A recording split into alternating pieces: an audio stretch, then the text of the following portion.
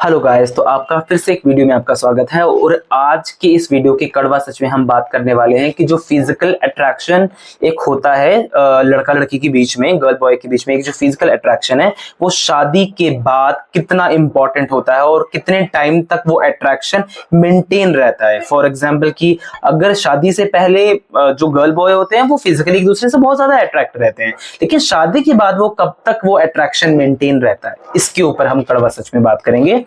और उसको बात शुरू करने से पहले चैनल को लाइक शेयर और सब्सक्राइब करना मत भूलना। और हम आते हैं अपने टॉपिक पर कि मान लीजिए एक लड़का लड़की है, तो हमारे सोसाइटी में जब जब भी किसी लड़का लड़की की शादी हो रही होती है तो क्या होता है कि सबके माइंड में एक लिस्ट होती है अपने पार्टनर को लेकर।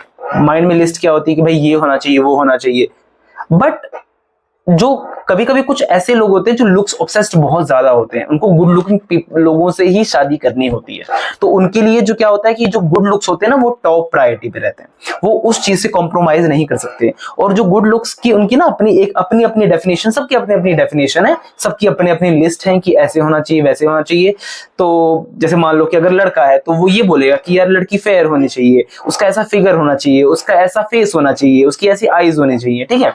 तो उसकी अपनी लिस्ट है। अगर कोई लड़की है तो वो ये बोलेगी कि यार लड़का तो टॉल होना चाहिए, लड़की का तो ऐसी बॉडी होनी चाहिए, या फिर लड़की की ऐसी जॉ लाइन, ऐसी बियर्ड होनी चाहिए, या फिर ऐसी आईज होनी चाहिए, हेयर इस तरीके से होना चाहिए। तो सबका अपना अपना ना एक मतलब एक लिस्ट है, और उसी लिस्ट के बेसिस पर वो अपने पार्टनर को गुड लुक्स के बेसिस पे चूज करते हैं। लेकिन कहीं ना एक खतरे की घंटी भी है, वो उनके सिर पे मंडराती है। और खतरे की घंटी ये है कि यार अगर उन्होंने सिर्फ लुक्स के बेसिस पर अगर गलती कर दी पार्टनर चूज करने में, फॉर एग्जाम्पल किसी के अगर अच्छे लुक्स हैं और उन्होंने वो पार्टनर चूज कर दिया, और शादी के बाद जब वो फिजिकल अट्रैक्शन खत्म होता है एक पर्टिकुलर टाइम के बाद, उसके बारे में अभी हम बात करने वाले हैं।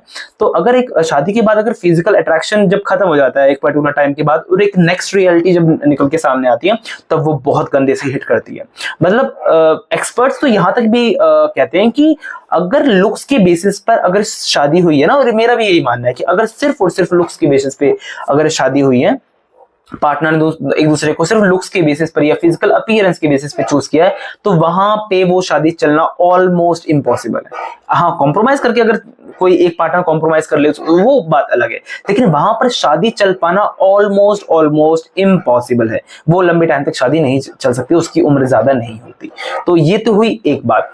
दूसरी बात ये हुई कि फिजिकल अट्रैक्शन कितने टाइम तक मेंटेन रहता है। तो फिजिकल अट्रैक्शन सबका अपना अपना ये टाइम थोड़ा अलग होता है। फॉर एग्जांपल ये है कि कुछ लोगों का एक महीने में खत्म हो जाता है। मतलब शादी हुई, पहले बहुत ज्यादा अट्रैक्टेड थे, शादी हुई, दोनों का हनीमून पीरियड स्टार्ट हुआ, अपना हनीमून वहां पे कहीं पे गए, और ठीक है लोगों के बीच में ठीक है इंटीमेसी हुई, सेक्स वगैरह सब कुछ हुआ। अब क्या होगा कि एक महीने बाद दोनों का अट्रैक्शन खत्म हो जाएगा, लेकिन एक महीना उन लोगों की रिलेशनशिप में ज्यादा जल्दी खत्म होता है जहां पर रिलेशनशिप टॉक्सिक जल्दी बन जाता है, आर्ग्यूमेंट जल्दी होना शुरू हो जाते हैं, मिसअंडरस्टैंडिंग एकदम से सामने आ जाती है, ठीक है, जहां पे शादियां बहुत जल्दी टूट जाती हैं।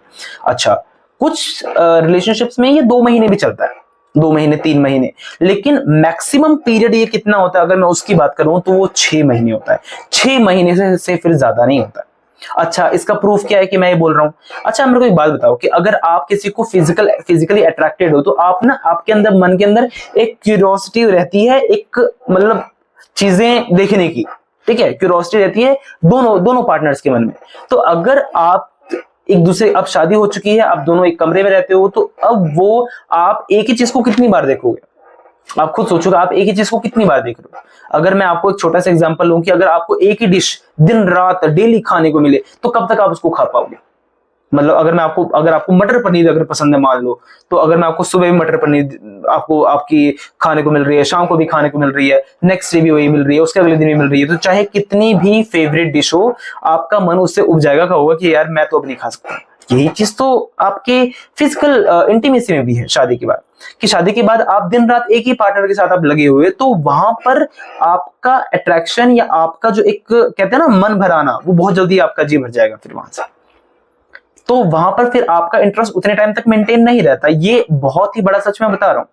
यानी कि आपकी शादी, मान लो कि अगर आपको 30 साल या 40 साल आपकी शादी में एक दूसरे को, आपके साथ में अगर रहना है एक दूसरे के साथ, आप 40 साल तक नेक्स्ट अगर रहोगे, तो जिस बेसिस पर अगर आप लुक्स के बेसिस पर अगर आप सेलेक्ट कर रहे हो अपना पार्टनर, तो वो सिर्फ मैक्स टू मैक्सिमम वो आपको 6 महीने ही काम देगी बस। बाकी के जितने भी नंबर ऑफ ईयर्स आपके जो रहते हैं वो सब आप अपने पार्टनर के बिहेवियर के साथ में, वो उसकी रिस्पेक्ट, उसकी लॉयल्टी, उसको वो टफ टाइम्स में कैसे रिएक्ट करते हैं एक दूसरे को लेकर, वो एक दूसरे को कितना प्यार करते हैं, एक दूसरे को कितनी केयर करते हैं, या फिर जब एक दूसरे से आर्ग्यूमेंट हो जाते हैं तो वो कैसे एक दूसरे के साथ रहते हैं, कैसे उसको कंक्लूड करते हैं, उन चीजों पर डिपेंड करता है। फिर उन चीजों से लाइफ आगे चलती है। फिजिकल अट्रैक्शन या सेक्स की बेसिस पर लाइफ आगे नहीं चलती है, क्योंकि जो लोग सिर्फ लुक्स के बेसिस पर पार्टनर सेलेक्ट करते हैं, उनका सेलेक्ट करने का रीजन एक ये होता है कि वो उनका अपने स्टैंडर्ड्स हो गए हैं, चाहे सोशल मीडिया से, चाहे आसपास जो भी वो देखते हैं, या अपने दोस्तों में अपने पार्टनर को देखते हैं कि यार उनका पार्टनर तो गुड लुकिंग है, मेरा पार्टनर गुड लुकिंग नहीं है,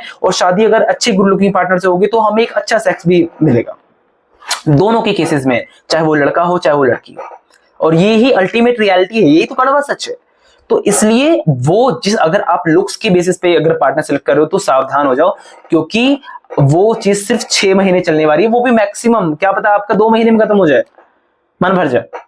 उसके बाद फिर आप किन चीजों के साथ में रहोगे कि आपके बीच में बातें किस तरह की होती हैं, आपकी आइडियोलॉजी कैसी है, आपकी सोच कैसी है, आपकी अंडरस्टैंडिंग किस लेवल तक मैच करती है, आपकी वाइब्स किस लेवल तक मैच करती है, उसके ऊपर आप अपनी लाइफ स्पेंड करने वाले हो।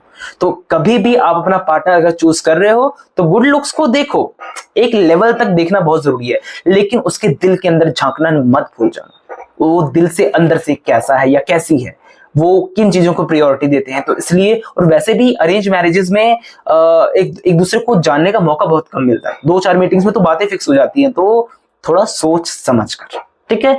तो आज की थी ये वीडियो, कैसी लगी आपकी वीडियो कमेंट सेक्शन में जरूर डालना। अगर आपकी कोई प्रॉब्लम है तो वो भी कमेंट सेक्शन में डालना मत भूलना। और अगर आप ये चाहते हो कि इस टॉपिक पर मैं और बातें करूं, और चीजें अगर लेकर आऊं, और अपने इनपुट्स रखूं, तो अगर आप मुझे कमेंट सेक्शन में चीजें अगर मिलती है तो डेफिनेटली इसके ऊपर मैं एक सेकंड पार्ट जरूर बनाऊंगा और डिटेल में हम इसके ऊपर बात करेंगे। तो मिलते हैं आपसे नेक्स्ट वीडियो में, और चैनल को लाइक शेयर और सब्सक्राइब करना मत भूलना। Bye bye.